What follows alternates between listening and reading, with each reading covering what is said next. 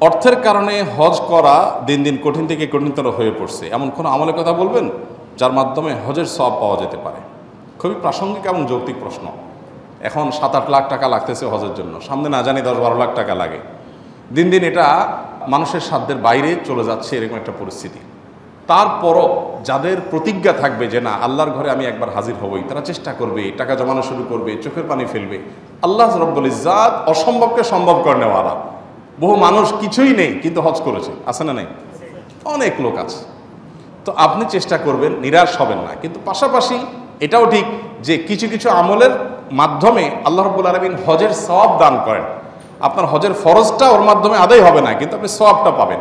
সেগুলো আমরা করতে পারি। যেমন দৃঢ় প্রতিজ্ঞা, 1 নম্বর। এটা যদি আপনি হজ করার জন্য দৃঢ় প্রতিজ্ঞা করেন, সকল ব্যবস্থা গ্রহণ করেন, এরপরে কোনো কারণে হজ করতে পারলেন না, আল্লাহ আপনাকে পূর্ণাঙ্গ সওয়াব দিয়ে দিবেন। অনেক হাজি সাহেবরা আমাদের দেশে ব্যবস্থাপনার ত্রুটির কারণে, প্রতারণার কারণে এজেন্সিগুলোর দেখা যায় যে হজের টাকা দিয়ে জমা দিয়ে হাজি ক্যাম্পে গিয়ে বসে আছে এহরাম পরে, কিন্তু তাদের ফ্লাইট হয় না, ভিসা হয় না, কোনো কারণে যাওয়া হয় না। তো তাদের মন খারাপ হয়, মন খারাপ হওয়াটা স্বাভাবিক। কিন্তু যেহেতু পূর্ণ প্রতিজ্ঞা ছিল, আল্লাহ পরিপূর্ণ হজের সওয়াব তাদেরকে দান করবেন। যদিও ফরজ আদায় হবে না, কিন্তু সওয়াব পরিপূর্ণ, হজ করে যা পাইতেন সে বিনিময় তিনি পেয়ে যাবেন ইনশাআল্লাহ। অতএব 1 নম্বর হলো হজ করার জন্য দৃঢ় প্রতিজ্ঞা, প্রত্যয় এবং প্রচেষ্টা যদি থাকে, তাহলে নবী করিম সাল্লাল্লাহু আলাইহি ওয়াসাল্লাম বলেছেন, মান হাম্মা বিহাসানাতিন ফালাম ইয়ামালহা, যে ব্যক্তি কোনো ভালো কাজ করার প্রতিজ্ঞা করেছে কিন্তু সে করতে পারে নাই, আল্লাহ তাআলা তাকে ওই কাজটা করার সওয়াব দিয়ে দিবেন। এজন্য হজ করতে পারছেন না অর্থের অভাবে, কিন্তু হজের সওয়াব চান, তাহলে 1 নম্বর কাজ কি করবেন? হজ করার জন্য দৃঢ় প্রতিজ্ঞা করবেন, পদক্ষেপ নেওয়া শুরু করবেন। দ্বিতীয়ত হলো বাসা থেকে কেউ ভালো করে পবিত্র হয়ে যদি মসজিদে আসে সালাত আদায় করবার জন্য, তাহলে নবী সাল্লাল্লাহু আলাইহি ওয়াসাল্লাম বলেছেন এই ব্যক্তি আল্লাহর রাহে, আল্লাহর ঘরে হজ করনেওয়ালা এহরামরত ব্যক্তির সমান মর্যাদা পায়। তাহলে আমরা তো এই কাজটা প্রায় দিন করি। এখন এই সওয়াব পাওয়ার নিয়তে করব এখন থেকে, যে বাসা থেকে পবিত্র হয়ে মসজিদে যখন আসবো তখন নিয়ত হবে কি, যে আমি আল্লাহর কাছ থেকে একজন আল্লাহর ঘরে যারা এহরাম পরে যাচ্ছে তাদের যে মর্যাদা, আল্লাহ আমাকে ওই মর্যাদা এখন দিবেন এই আমলটা করার মাধ্যমে। আল্লাহ আপনি এটা আমাকে দিয়েন, এই নিয়তে, এই প্রাপ্তি আল্লাহর কাছে চেয়ে আপনি এটা করবেন ইনশাআল্লাহ। আগে আগে মসজিদে আসবেন, ওযু করে মসজিদে চলে আসবেন।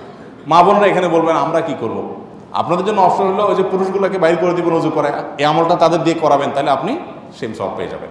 আচ্ছা, এরপর আরেকটা আমল হলো ইশরাকের নামাজ। নবী সাল্লাল্লাহু আলাইহি ওয়াসাল্লাম বলেছেন, ফজরের পরে যদি কেউ নিজ জায়গায় বসে জিকির আজকার তেলাওয়াতে মাশগুল থাকে, সূর্য ওঠার 15-20 মিনিট পরে ইশরাকের নামাজ পড়ে, 2 রাকাত নামাজ পড়লো সুন্দর করে, তাহলে ফজরের পরে পুরো সময়টা জিকির আজকার করে ইশরাকের নামাজ পড়লে আল্লাহ রাব্বুল আলামিন তাকে পূর্ণাঙ্গ হজ, পূর্ণাঙ্গ উমরা সওয়াব দান করবেন। তাহলে ইশরাকের নামাজ পড়ার মাধ্যমে আমরা সওয়াবটা পেতে পারি। 4 নম্বর আমল হলো যদি কেউ কোনো আল্লাহর বান্দা মদিনায় মসজিদে কুবায় গিয়ে যে কোনো নামাজ পড়তে পারে, বাসায় ওযু করে বা হোটেলে ওযু করে মসজিদে কুবায় গিয়ে যে কোনো নামাজ পড়ে, আল্লাহ তাআলা তাকে একটা মাকবুল, একটা পূর্ণাঙ্গ উমরার সওয়াব দান করেন। 5 নম্বর হলো যদি রমাদানে কেউ উমরা করে তাহলে হজের সমান সওয়াব পায়। কোন কোন হাদিসে আসছে নবী সাল্লাল্লাহু আলাইহি ওয়াসাল্লামের সাথে হজ করলে যেরকম সওয়াব হতো, রমজানে উমরা করলে সেরকম সওয়াব পাওয়া যায়। 6 নম্বর হলো কোনো হাজি সাহেবকে হজে যাওয়ার ব্যবস্থা করে দিলেন, আপনি সব রেডি করে দিলেন, এর মাধ্যমে আল্লাহ তাআলা আপনাকে হজের সওয়াব দান করবেন। 7 নম্বর হলো 33 বার সুবহানাল্লাহ, 33 বার আলহামদুলিল্লাহ, 33 বার আল্লাহু আকবার রাতে শোয়ার আগে যদি পড়েন, তাহলে সেক্ষেত্রে আল্লাহ রাব্বুল আলামিন এর বিনিময়ে ধনীরা ধন পাওয়ার কারণে হজ করা, দান করা যত সওয়াব পায়, আপনি আমলটা কারণে সেরকম সওয়াব পাবেন। তাহলে রাতে শোয়ার সময় নিয়মিত আমরা এই তাসবিহগুলো পড়বো ইনশাআল্লাহ। আর 8 নম্বর আমল হলো আপনি বাসা থেকে যদি মসজিদে যান, উদ্দেশ্য হলো এলেম হাসিল করা, এই যে মজলিসটা এলেমের মজলিস, দিন শেখার মজলিস, দিন শেখার উদ্দেশ্যে যদি বাসা থেকে মসজিদে যান, এই ব্যক্তিকে আল্লাহ রাব্বুল আলামিন হজের সমান, হজের মতো সওয়াব দান করেন, হাজী সাহেবদের মতো মর্যাদা দান করেন। তাহলে এই 8টা আমল আমরা করতে পারি।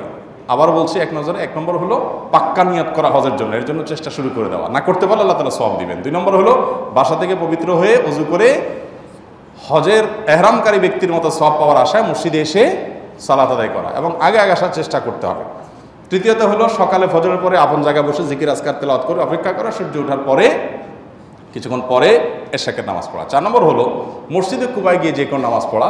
5 নম্বর হলো রমজান মাসে উমরা করা। 6 নম্বর হলো কোনো হাজী সাহেবকে হজে যেতে সহযোগিতা করা, ব্যবস্থা করে দেওয়া। আর 7 নম্বর হলো রাতের শোয়ার সময় 33 বার সুবহানাল্লাহ, 33 বার আলহামদুলিল্লাহ, 33 বার আল্লাহু আকবার, অনেক বর্ণনা আসছে 34 বার আল্লাহু আকবার। তো এই আমলটা করতে থাকা। আর 8 নম্বর আমল হলো মসজিদে বাহির থেকে শুধুমাত্র এলিম অর্জন করার জন্য যাওয়া, নামাজ পড়ার জন্য তো আমরা আসি, এলিম অর্জন করার জন্য যখন যাব তখন তার মাধ্যমে এই সওয়াব আমরা পেতে পারি। আল্লাহ আমাদেরকে তৌফিক দান করুন।